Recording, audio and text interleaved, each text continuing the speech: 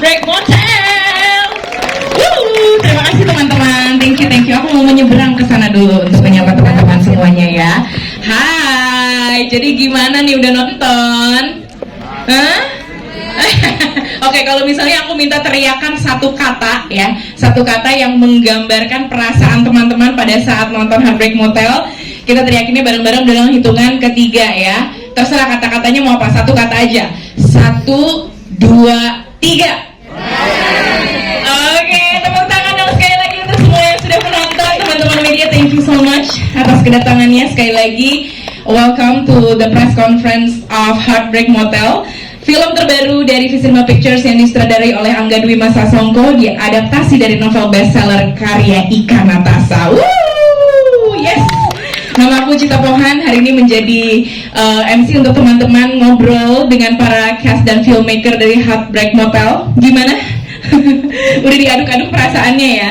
Dari awal nonton mungkin mengira-ngira sesuatu, ada plot twist lagi, dan endingnya, wah, mengaduk-aduk perasaan kita semua ya. Di sini siapa yang relate sama kehidupannya Ava? Hah? Ada nggak? Banyak ya.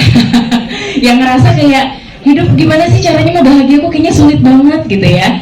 Dan terjebak dalam peran-peran di dalam kehidupan. Alright, yang pasti Heartbreak Motel tanggal 1 Agustus akan siap dinikmati sama semuanya. Jadi thank you so much untuk teman-teman yang hadir di sini untuk nonton duluan dan pastinya memberitakan tentang karya terbaru ini. Baiklah, kalau begitu sudah siap untuk ketemu dengan cast and filmmakers?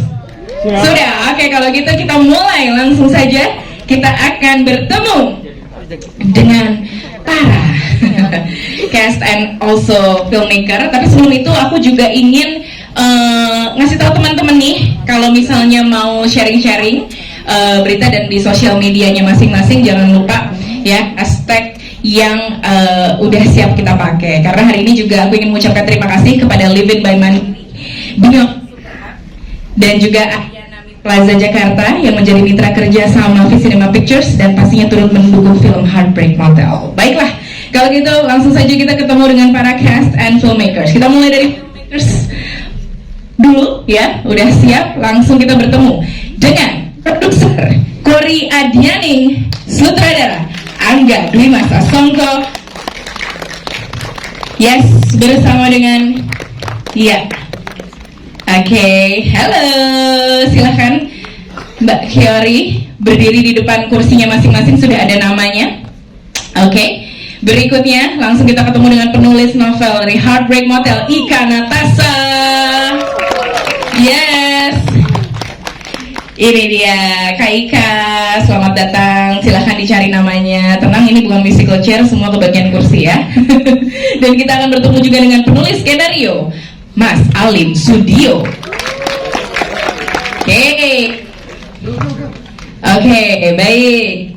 Berikutnya kita akan bertemu dengan para cast dari Heartbreak Motel. Kita akan bertemu dengan Sheila Dara, Sita Nursanti, dan akan bergabung juga nanti bersama kita Priyer Gruno. Silahkan masuk ke area press conference. Yeay. Alright, kita cari namanya masing-masing. Sheila bisa ke ujung sini, Sheila, sambil dada-dada mungkin. Oke, kasih tadi sebelah sana ya. Oke, mari kita bertemu dengan para cast yang membuat hati kita teracak-acak hari ini. Kita akan bertemu dengan dua laki-laki yang membuat bingung hari ini. Ini dia, Chico Jericho dan Reza Rahadian. Oke. Plot twist lagi guys. Oke, Reza berdiri di mana tuh Reza? Reza ditaruh aja di situ di belakang ya. Dia akan menghantui seluruh rangkaian acara hari ini guys. Akrab. Kalau dua dimensi aman ya. Oke, silakan Chico, udah ketemu scene-nya. Dan langsung saja kita beri tepuk tangan yang paling meriah untuk Laura Basuki.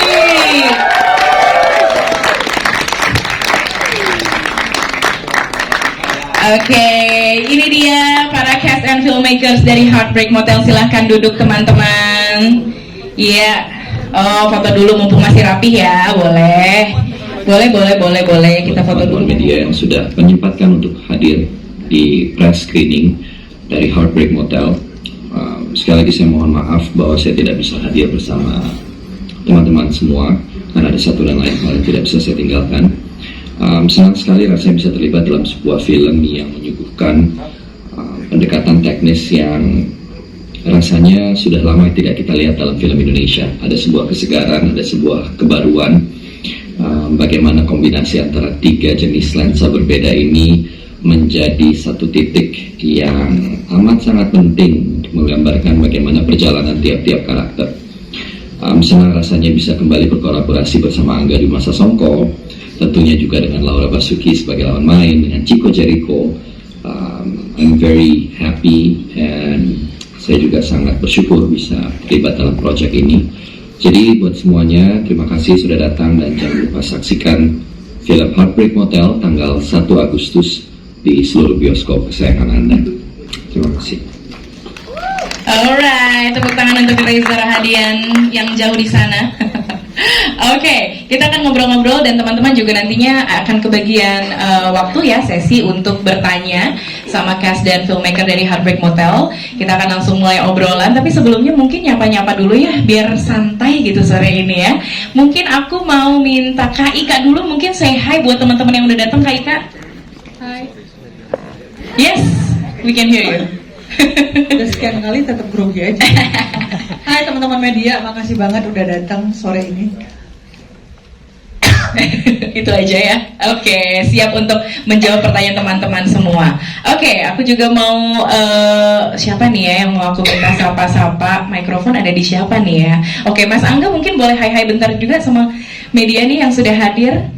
Halo teman-teman semua, terima kasih sudah datang. Ya, semoga tadi bisa menikmati filmnya. Siap, kalau begitu kita mulai ngobrol-ngobrol ya. Yang bikin aku penasaran dari film ini sebetulnya adalah, of course, kalau ceritanya beberapa juga ada yang mungkin sudah baca novelnya, terus sudah mengira-ngira juga bentukannya seperti apa gitu kan ya. Tapi tetap dapat surprise-surprise yang ngagetin pada saat nonton. Dan yang paling membuat kaget sebenarnya sebagai penonton, karena tadi aku nonton bareng-bareng sama teman-teman kan di tengah sana. Yang paling bikin kaget nih teman-teman sebenarnya adalah tampilan dari keseluruhan cinematic experience yang ditampilkan, dan itu sepertinya akan bisa terjawab sama Mbak Kori nih, benar nggak Mbak Kori? Hai Mbak Kori. Cek. Halo. Halo. Sore. Mbak Kori sudah hadir hari ini, datang mau cerita juga tentang karya Heartbreak Motel. Yang tadi menurut aku paling mengagetkan adalah ternyata satu film dengan menggunakan produksi yang kameranya tuh beda-beda bisa dikemas dalam sesuatu yang sangat amat sangat amat exciting gitu buat penonton gitu. Bukannya kaget dan nggak nyaman, tapi ternyata justru bikin satu pengalaman yang berbeda. Nah, aku mau tanya sama Mbak Kori nih. Ini kan dalam satu produksi ini pakai 3 kamera, bener ya? Ada yang celluloid 16 mm dan 35 mm. Itu alasannya kenapa dan gimana akhirnya bisa dapetin tim untuk bikin ini semua jadi kejadian? Oke. Alasan pertama kenapa kita pakai 3 jenis kamera yang berbeda. Yang pertama, kita mau ningkatin value teman-teman kita untuk punya experience dengan syuting menggunakan celluloid alias syuting beneran, quote and quote. Yang kedua tentu strategi marketing. Sure. Aku pengen orang lain juga bisa turut merasakan gimana rasanya nonton dengan bentuk visual yang berbeda tapi dikemas dalam satu film. Oke, jadi memang ya justru emang mau eksperimental, Yes. and of course ini bisa menambah nilai dari cinematic nilai dari experience-nya. itu sendiri untuk punya cinematic experience. Keren. Oke, mumpung mic masih di tangannya Mbak Kori, aku mau nanya nih. Ini kan Mbak Kori kan kemarin itu sempat Mas Angga kalau nggak salah bilang kalau ini Heartbreak Motel ini adalah comeback-nya Mbak Kori setelah kurang lebih 4 tahun, bener nggak sih? Iya, memproduksi film kurang lebih udah 4 tahun baru akhirnya balik lagi di Heartbreak Motel. Apa sih yang membuat akhirnya mau terjun lagi terus kayak ini kayaknya saat yang tepat deh. Apakah mungkin ada juga relate juga dengan ceritanya Ava mungkin, atau relate dengan keadaan perfilman sekarang ini, atau apa? Yang pertama tentu karena ada kesempatannya, yang kedua karena proyek yang ditawarkan itu sangat membuat aku ingin terjun langsung bikin, karena aku pengikut KIK juga, membaca novelnya dan menonton filmnya. Jadi ketika Mas Angga datang menawari proyek ini ke aku, oke, ini kayaknya saat yang tepat. Aku ingin punya media untuk menyampaikan apa yang aku dapatkan value dari dalam bukunya untuk aku sebarkan ke orang yang lebih luas lagi. Oke, jadi emang udah hook juga sama karya-karyanya Kak Ika ya. Dan ini kesempatan yang kayaknya pas banget. How do you feel about it after 4 years? Oh my god, super excited tentunya. Balik lagi memproduksi sebuah karya yang menurutku sangat penting dan besar. Terus yang kedua juga pasti deg-degannya luar biasa ya. Of course, selama tahun aku tidak mengalami hiruk pikuk promosi dan produksi. Ini benar-benar membuat aku sangat deg-degan. Deg-degan ya, tapi pastinya exciting ya. Deg-degan karena excited. Oke, dan hari ini pastinya udah ditunggu-tunggu banget sama Mbak Kori dan semuanya. Kita kasih tepuk tangan nih untuk Mbak Kori Adiani, selaku produser dari Heartbreak Motel. Oke, berlanjut ke Mas Angga nih sebagai sutradara. Mas Angga, ini kayaknya pada saat film Heartbreak Motel ini muncul gitu ya, maksudnya kayak dikasih tahu, oh ini udah mau launching nih gitu. Kayaknya orang-orang tuh udah ngeh bahwa ini ceritanya Ika Natasha gitu kan ya. Dan untuk pembaca novelnya juga mungkin sudah punya bayangan tersendiri tentang ceritanya. Nah, gimana sebagai sutradara gitu, Mas Angga masukin hal-hal yang out of the box mungkin, atau sentuhan yang craftsmanship-nya Mas Angga banget gitu ke dalam sebuah cerita yang memang sudah jadi dan sudah dikenal. Selain novelnya tentunya yang membuat kami di Visinema excited untuk bisa mengalihwahanakan karyanya Kak Ika ke layar lebar. Jadi sebenarnya pertama kali yang juga membuat saya sangat tertarik adalah bagaimana sinopsis itu dikembangkan sama Mas Alim dan Kori gitu. Kemudian ada karakter baru dan punya point of view yang eksponensial dari novelnya, sehingga waktu saya baca sinopsisnya saya bilang, wah ini kalau misalnya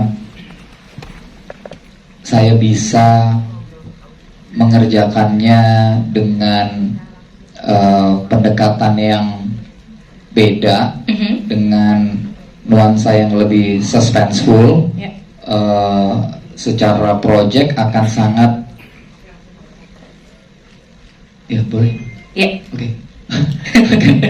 secara project akan sangat memberikan saya kesempatan untuk eksplorasi lagi gitu. untuk eksperimen dengan bentuk yang baru yang secara storytelling saya nggak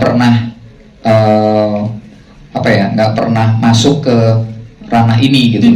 13 bom action, heist di Mencuri Raden Saleh, lalu kemudian di NKCTHI film keluarga gitu. Tapi ini kayak sesuatu yang berbeda. Dan waktu Kak Ika kasih green light untuk bisa mengerjakan ini dengan cara saya melihat ceritanya yang ditulis Kori dan Mas Alim dan juga Kak Ika, jadi makin excited gitu. Dan kemudian bagaimana 3 dunia ini bisa diceritakan dengan 3 medium yang berbeda gitu.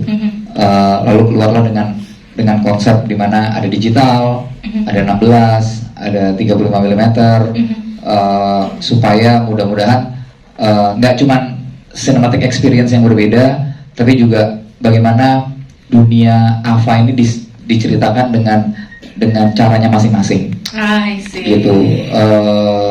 Kalau tadi diperhatikan konsep komposisi, letak kamera, gerak kamera antara tiga dunia ini juga diperlakukan dengan cara yang berbeda gitu. Dan menarik untuk bisa punya kesempatan menceritakan ini sebagai seorang yang mungkin saya perlu sadarin adalah karakter utama di film ini dan persoalan utama di film ini adalah persoalan yang lebih ke sensitivitas perempuan gitu. Yeah. Tapi saya laki-laki Yeah. gitu. Jadi saya perlu belajar punya empatinya. Maka dengan itu saya kemudian memutuskan untuk bagaimana kalau saya menjelajah ke dalam kepalanya Ava gitu. Gitu. Makanya sound design-nya tuh seakan-akan seperti kita lagi ada di dalam Ya. kepala seseorang gitu. Yang sangat memusingkan gitu ya, pusing, yang lagi pusing, kepala seseorang yang lagi pusing, kayaknya gitu. Jadi itu coba diterapkan di sound design juga. I see. Ya, itu juga salah satu yang menurut aku sebagai penonton nih ya, juga yang sangat sangat menonjol. Dari awal mulai soundnya itu sangat ngebawa perasaan kita untuk bisa ke arah suatu emosi gitu. Tapi gimana caranya Mas Angga tetap mempertahankan core ceritanya? Karena kan ini sebenarnya kayak when you dive into the mind of Ava gitu kan, itu kan jadi eksplorasi yang bebas sebetulnya gitu. Core apa yang tetap Mas Angga pegang untuk jadi kayak titik enggak, gue tuh tetap harus napak yang bagian ininya gitu, ada nggak? Ya tentu ketika ahli wahana yang perlu dijaga adalah menghormati karya aslinya. Dalam hal ini karya aslinya berbentuk novel. Maka banyak sekali yang dipertahankan dan dicoba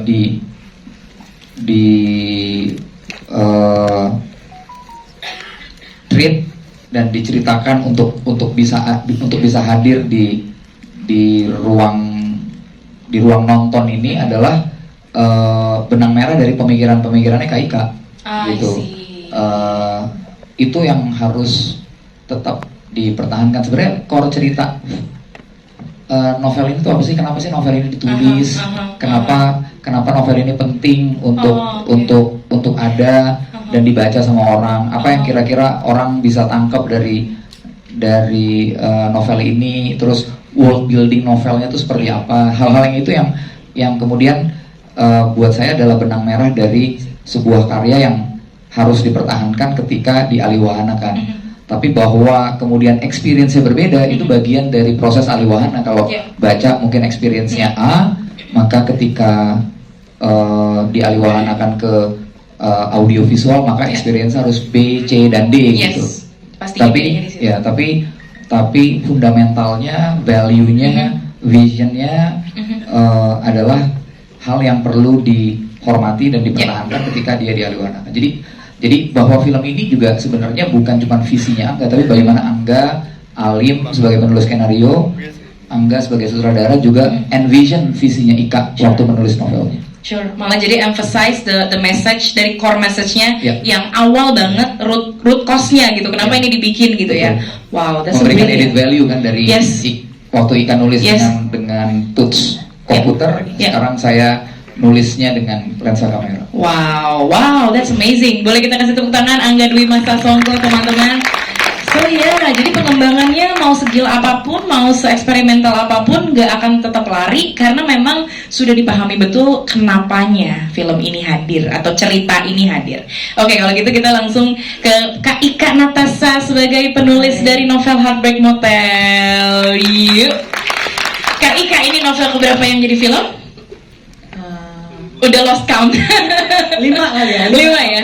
Udah 5 ya. Tapi baru kali ini bersama dengan Visinema Pictures dan sama Angga juga ya. Jadi pasti ada yang berbeda dong pengalamannya. Aku udah lama banget pengen karyaku tuh bisa diadaptasi oleh seorang Angga Dwi Mas Sasongko karena jujur aku suka film-filmnya, karyanya, cara berpikirnya. I think Angga is one of a kind. Dan waktu aku menulis Heartbreak Motel itu juga caraku sebagai penulis untuk keluar dari zona nyaman gitu. Yang biasanya ceritanya seperti ini, aku pengen memberi sesuatu yang berbeda. Jadi tentu pada saat kemudian muncul tawaran untuk dialiwahanakan menjadi film, orang yang paling tepat menurut aku adalah Angga dan Visinema karena mereka selalu punya cara yang breakthrough kan untuk men-treat something gitu. Jadi waktu itu Angga dengan aku ngobrol, aku kan di Medan ya, Angga di Jakarta, kita ngobrol lewat Zoom selama 2 jam, nggak berasa ya kayak meeting gitu. Ngobrol, dan Angga tuh langsung kepikiran bahwa gimana kalau kita nge-treat cerita Heartbreak Motel ini ibarat membawa penonton ke dalam isi kepala si karakternya, yaitu Alpha yang dimainkan Laura Basuki. Jadi kalau di buku kan gampang ya melakukan perubahan point of view gitu. Tapi kalau di sinema seperti apa gitu kan? Kan kita nggak mau dengan cara yang banal dengan nulis, oh ini point of view-nya sih. Tapi we have to show instead of selling kan ini. Dan cara yang dipakai Angga adalah dengan menggunakan 3 jenis kamera gitu kan. Ada digital, ada analog 16 mm dan 35 mm, dan itu akan menjadi experience buat teman-teman yang nonton, baik yang udah baca maupun belum. It's something new gitu. Kalau buat aku yang penting saat adaptasi itu adalah jangan sampai adaptasinya itu 100% sama plek-plek gitu.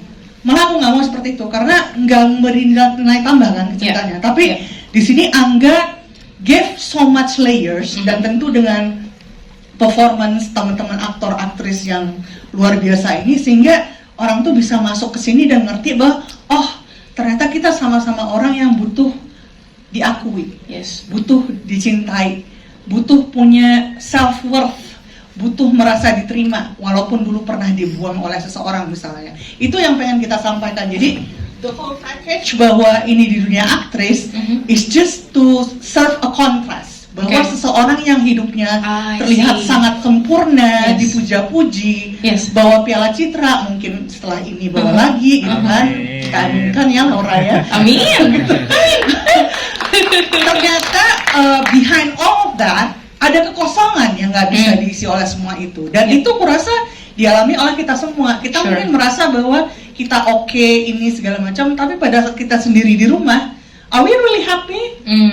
Is there a hollow spot inside that needs to be filled? Mungkin ada, dan itu yang ingin kita sampaikan di film ini. Dan itu sangat manusiawi. Ya, jawabannya kepanjangan. Enggak dong, nggak apa-apa. Itu sangat manusiawi dan justru itulah kayaknya poin pertama yang sangat mengena di semua yang nonton.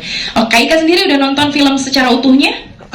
Udah nonton yang rough cut 2 kali, yang malam ini yang udah dengan scoring amazingnya Abel Huray belum, jadi nanti malam. So looking forward nonton nanti malam. Sure, oke. Kayaknya nanti akan punya cerita ataupun pengalaman yang berbeda lagi setelah nonton yang udah hasil jadi matangnya nih ya. Oke, tepuk tangan dong untuk Ika Natasha. Kita langsung masuk ngobrol sama Laura Basuki nih sekarang.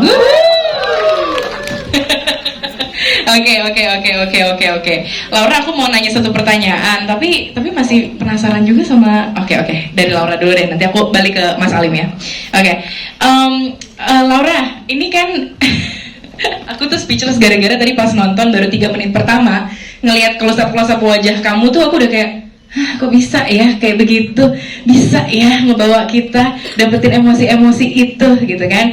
Ini Laura hadir dipercaya untuk menghidupkan karakter dari Ava Alessandra, ya kan? Dan akhirnya kerja bareng lagi sama Kak Ika Natasha. Proses mengenali karakternya apakah bareng-bareng sama Kak Ika atau lebih banyak ngelakuin eksplorasi sendiri? Pastinya dengan diskusi ya sama penulisnya, Kak Ika, Alim, kemudian Mas Angga juga. Tapi sebenarnya salah satu hal yang paling menarik ketika mengerjakan proyek film yang mengadaptasi novel adalah ketika saya baca novelnya, saya bisa punya 2 perspektif. Yang pertama, saya sebagai pembaca, penikmat yang menyaksikan dunia Ava di novelnya. Kemudian yang kedua, saya memasukkan diri saya menjadi orang pertama gitu di novel itu. Itu yang menarik pertama. Kemudian yang kedua, sebenarnya di setiap mengerjakan film saya punya playlist musik sendiri. Itu sangat membantu buat saya. Dan di sini saya diberi keberuntungan, Mas Angga juga nge-share playlist yang dia buat ketika membayangkan adegan-adegan tertentu gitu. Itu yang mempermudah saya untuk membaca pikiran dan mood apa yang ingin disampaikan ketika mengerjakan proyek ini. Oh, jadi ada tambahan bantuan dari lagu-lagu gitu ya? Karena Musik, itu ya. musik gitu, karena itu masuk banget. Musik kayak apa tuh yang di-share? Apakah musik-musik dark atau yang kayak gimana? Boleh tahu nggak? Macam-macam sih. Ada kan moodnya lumayan beragam di sini. Ada yang romance, jazz, ada yang instrumen, terus ada yang klasik. Jadi macam-macam. Oke, yang bikin aku penasaran dari karakternya Ava nih, Laura.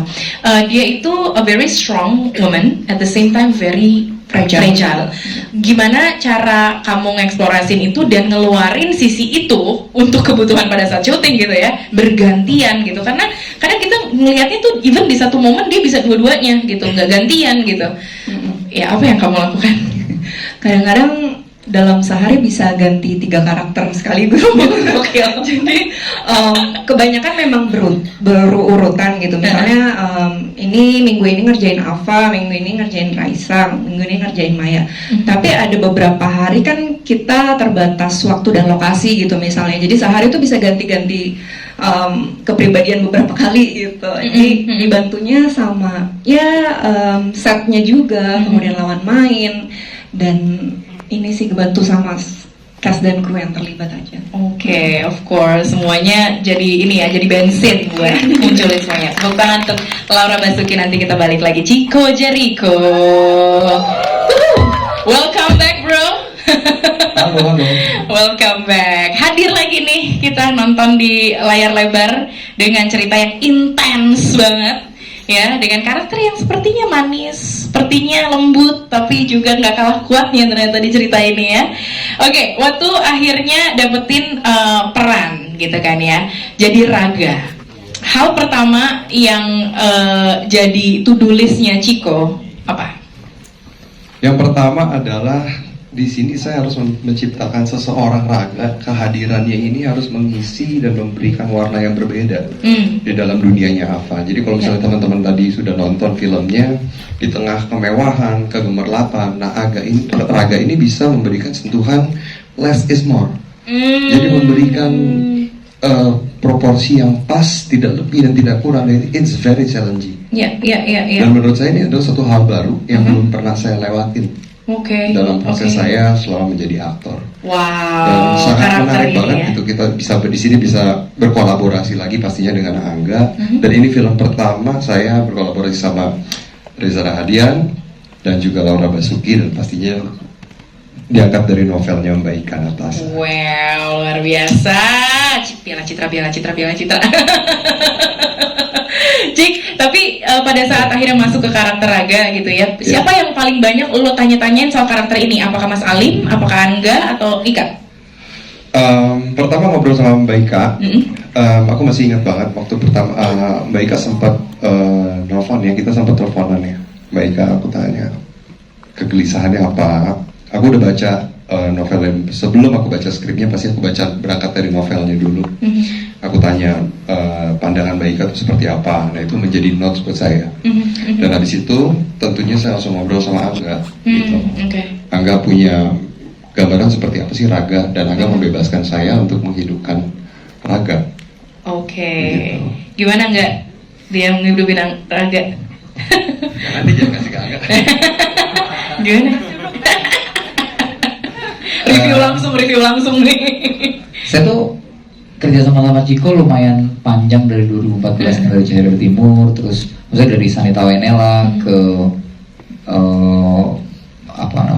ke band, lalu ke Bukaan 8. Kayaknya ini tuh sebenarnya karakter yang paling subtil yang dimainin sama Chico gitu. Jadi eksplorasinya menarik banget, bagaimana saya malah sebenarnya Chico tuh banyak yang nggak, mungkin teman-teman nggak kenal gitu. Chico tuh orang di hidupnya aslinya tuh lembut banget, soft boy. Baik. Jadi ya sebenarnya Raga tuh nggak jauh-jauh dari aslinya sisi dia. Chico yang soft boy. Oke, setuju sih. Ya, pantesan kayaknya pendalaman tuh ini bang. Iya, dia keras kalau pagi aja sama barbel. Sama barbel, habis itu udah lembut lagi ya. Oke. Aku mau beralih ke Mas Alim, boleh kita kasih tepuk tangan Mas Alim Studio. Ini nulisnya berarti bareng kan sama Angga atau gimana prosesnya? Nulisnya bertahap. Pertama sama tim Visinema dulu, brainstorming sama Cory, kita mau bikin apa dari bukunya Ika gitu. Tapi emang satu impresi dari aku sama Cory yang sama adalah ketika kita baca Heartbreak Motel, saya ngerasa Ika tuh kayak memang seperti yang dibilang tadi, keluar dari comfort zone-nya, karena 5 halaman pertama tuh ini kok kayak thriller banget ya gitu. Dan ternyata ketika ketemu Mas Angga, Mas Angga bilang satu kata yang kemudian membuat saya juga tertantang untuk mengadaptasi adalah Mas Angga bilang, aku maunya bikin film thriller dari buku Ikan Natasha. Kebayang gak sih gitu? Terus Thriller. tapi ternyata memang sense itu sebenarnya yang didapat dari baca buku Heartbreak Motel ini. Sebenarnya sense of thrillingnya itu yang kemudian kayak kita tuh dikejar-kejar, diremes-remes jantung sama hatinya. Dan menurut saya itu yang harus kita keep sih memang ketika itu diadaptasi. Cuma PR-nya adalah Ika nulis bukunya nyadar gak bahwa sudah sejauh itu gitu dampaknya. Jadi untuk meyakinkan Ika bahwa Kak ini jadi thriller loh gitu, bukan romance yang bikin ini gitu, Bikin menye-menye. menye-menye, tapi ini thriller yang bikin wah gitu. Deg-degan banget. Terus Ika, dan di situ saya salut Ika sudah dewasa ya dengan enggak ya makin dewasa kesini gitu, mungkin karena makin banyak pengalaman filmnya terus makin menyadari gitu bahwa ada banyak hal yang harus diri, dan dia bilang gak masalah gue go gitu. Keren. Jadi keterbukaan dan kerelaan Ika juga untuk diadaptasi dengan sebebas ini gitu. Menurut saya itu satu hal yang juga blessing sih gitu, dan tentu dengan visi dari Mas Angga ya, yang menurut saya sih jujur ngapain sih pakai 3 kamera gitu, maksudnya karena PR ya. buat saya lebay banget sih gitu kayak lebay banget sih kalau 3 kamera buang-buang duit deh gitu. Kayak 1 kamera aja udah skrip gue, bukunya Ika kayaknya udah worth deh gitu. Iya. Tapi ternyata ya saya baru ngerti sih kenapa Angga punya, ya orang punya passion, punya visi, punya keteguhan hati, memang pada daerah akan menghasilkan sesuatu yang luar biasa sih. Jadi saya terima kasih. Saya juga rada nyesel sih pakai 3 kamera sebelumnya. Sebenarnya ya, repot sendiri ya. Tiba-tiba ada satu tim gitu 3 hari di kantor nggak pulang-pulang. Saya tanya ngapain? Benerin kamera. Kenapa? Ini kamera udah 12 tahun nggak dipakai Pak. Terus jadi kita pasti bisa ngerekam apa nggak? Ya walau alam katanya. Curni. Tapi hasilnya ternyata memuaskan ya. Hasilnya sepadan lah dengan kerempongan yang dibuat sendiri. Dan processingnya tuh teman-teman kalau tahu nggak di Indonesia. Jadi setiap kalau kita syuting pakai film, kita syuting kita nggak tahu itu sebenarnya kerekam apa enggak. Sampai kita filmnya dibawa ke Taiwan, dicuci, terus filenya dikirim ke Jakarta. Wow. Jadi waktu pas pertama kali filenya dikirim ke Jakarta dan mukanya Laura Basuki ada gitu, teriak, wah gitu. Kayak pelaut kehilangan arah terus tiba-tiba nemu daratan. Oke. Wow, ternyata prosesnya luar biasa banget ya teman-teman ya. Yang juga luar biasa hadir ya. Ini dia narasumber favorit aku, Sheila Dara. Kayaknya dia mau monolog nih, silakan.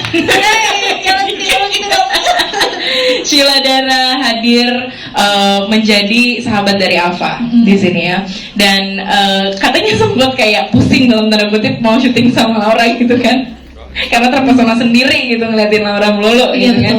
Oke, tapi gimana caranya Sheila? Nih pertanyaannya nih, simak sis. Thank you ya sis, sudah dikasih warning dulu. Di bagian ini pay attention sis. Iya, aku ngeliatin kamu di sini. Oh, itu sebabnya aku ditaruh di sini ya? Iya, biar dekat, biar nggak, gimana gitu. Oke, ini pertanyaannya sebenarnya simpel aja. Gimana caranya seorang Sheila Dara Aisyah itu menerjemahkan dunia Heartbreak Motel yang ada dark dan rumitnya ini dalam waktu yang singkat? Karena katanya kamu juga persiapan nggak bisa lama-lama pada saat itu. Iya betul. Gimana? Iya benar. Silakan. Sheila make up-nya sama reading-nya sama make up-nya. Benar. Reading-nya lebih cepet ya. Readingnya jadi satu-satunya briefing yang dikasih Mas Angga waktu sebelum mulai officially syuting, udahlah nggak usah mikir syuting aja. Langsung hadir aja gitu. Aku yang panik, tolong Mas Angga tolong kasih arahan. Sheila Dara tuh kalau di quiz jadi phone a friend. Pasti dia nelpon. Gimana? Cuman jadi mungkin cara menerjemahkan jadi temannya Ava itu kebetulan Mas Angga lumayan mungkin karena aku beberapa kali project sama Mas Angga, terus jadi suka main sama orang-orang yang Mas Angga kenal gitu. Jadi Mas Angga menerjemahkan karakter Lara ini, dia cuma bilang, kamu kan suka jalan sama Encim sama Kak Kori, nah kayak gitu aja. Sesimpel itu ya? Sesimpel itu. Job desk memang simpel, Dre. Job desk memang simpel, cuman buat aku juga selain sama teman-teman mainku, aku juga ingat aku tuh punya sebuah circle pertemanan yang aku udah temenan lebih dari 1 dekade, dan kita tuh sebenarnya jarang ketemu, tapi begitu ketemu ya udah kayak nggak ada jarak dari pertemuan satu ke pertemuan lainnya gitu. Jadi emang udah deket aja, dan aku merasa oh ini tuh kayaknya mirip banget sama Lara dan Ava gitu. Kita mungkin karena kesibukan satu sama lain, Lara kerja, Ava juga bintang Indonesia gitu. Pasti sama-sama sibuk dan pastinya jarang ketemu, tapi ketika satu sama lain ada emergency, yang dicari tuh ya pasti buat Lara Ava, buat Ava juga Lara gitu. Jadi itu sih yang tepuk tangan untuk Sheila Dara. Anjir sis, terima kasih. Terima kasih sis. Aku udah menyiapkan ini dari tahun yang lalu. Dari belum ada idenya. Terima kasih Sheila Dara. Kita berlanjut ke karakter kesayangan kita, diperankan oleh Sita Nursanti. Aduh Mbak Dahlia, kamu itu seperti penyeimbang di tengah gelapnya kehidupan. Oh gitu ya. Ini opini dari penonton ya.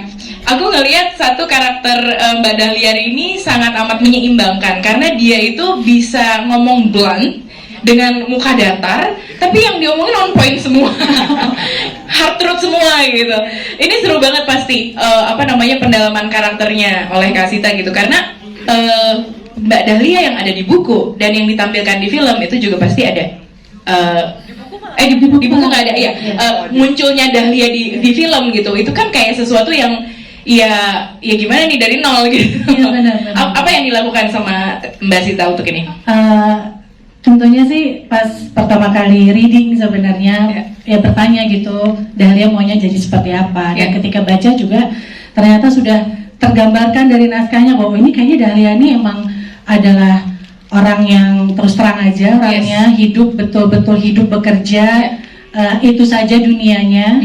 Dan ketika ada hadir Maya gitu dalam kehidupan di pekerjaannya dia, ya dia memperlakukan Maya seperti dia memperlakukan mungkin orang-orang magang lainnya. Jadi saya juga sempat mau baca bukunya, tapi karena tidak ada di bukunya, jadi maaf Mbak Ika, saya jadi nggak baca.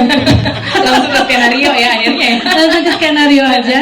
Sebenarnya yang bikin deg-degan adalah karena ini pakai kamera film, jadi ada bagian-bagian yang saya benar-benar ini harus, berarti kan mengurangi sekali kemungkinan buat cut di tengah karena salah. Deg-degannya di situ. Tapi sebenarnya saya memang melihat Dahlia ini sebagai tokoh, sebagai karakter yang membuat Ava jadi ninjek ke bumi sih sebenarnya. Seperti itu. Jadi kalau memang dibilang menyeimbangkan, mungkin memang jadi seimbang gitu kehidupannya Ava. Dan di saat memang Ava lagi gundah-gulana, jadi saya memainkan Dahlia menjadi tokoh itu. Oke, tepuk tangan dong Sita Nursanti. Oke, teman-teman, kita punya waktu untuk tanya jawab.